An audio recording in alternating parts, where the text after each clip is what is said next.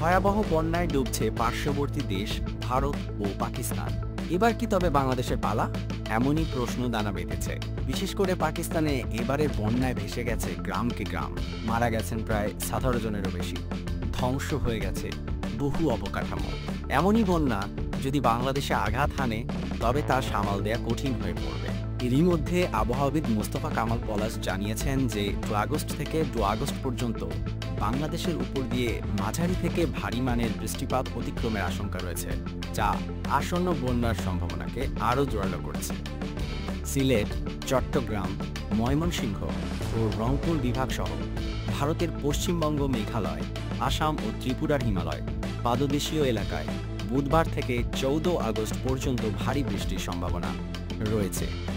এ সময় কোথাও কোথাও 2 থেকে 250 মিলিমিটার পর্যন্ত বৃষ্টিপাত হতে পারে। ফলে নদ নদীর পানি বেড়ে দেশের উত্তর, উত্তর পূর্ব ও দক্ষিণ পূর্বাঞ্চলের 10 জেলার নিম্নাঞ্চল সাময়িকভাবে প্লাবিত হতে পারে। 19 আগস্ট রাতে বাংলাদেশ পানি উন্নয়ন বোর্ডের বন্যা পূর্বাভাস ও সতর্কীকরণ কেন্দ্র এক বিশেষ বার্তায় এ আশঙ্কার কথা জানিয়েছে। বন্যা পূর্বাভাস ও সতর্কীকরণ কেন্দ্র জানিয়েছে 20 থেকে 22 আগস্ট পর্যন্ত উত্তরাঞ্চলের তিস্তা নদীর পানি বেড়ে নীলফামারী ও লালমনিরহাট জেলায় সতর্ক সীমায় প্রবাহিত হতে পারে। এতে 2 জেলায় নদী সংলগ্ন নিম্নাঞ্চল সাময়িকভাবে প্লাবিত হতে পারে। 2 থেকে 14 আগস্ট পর্যন্ত দক্ষিণ পূর্বাঞ্চলের ফেনী, মুহুরী, সিলোনিয়া, হালদা, সাঙ্গু, মাতামুহুরী, নোয়াখালী খাল ও রহমতখালী খাল নদীর পানি বেড়ে সতর্ক সীমায় প্রবাহিত হতে পারে।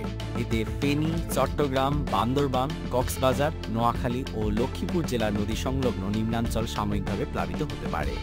একই সময় উত্তর পূর্বাঞ্চলের সুরমা, কুশিয়ারা, সারেগোয়াইন, লোভাছড়া, জাদুকাটা ও ঝালুখালী নদীর পানিও সতর্ক সীমায় প্রবাহিত হতে পারে। এতে সিলেট ও সুনামগঞ্জ জেলার নদী সংলগ্ন নিম্নাঞ্চল সাময়িকভাবে প্লাবিত হতে পারে।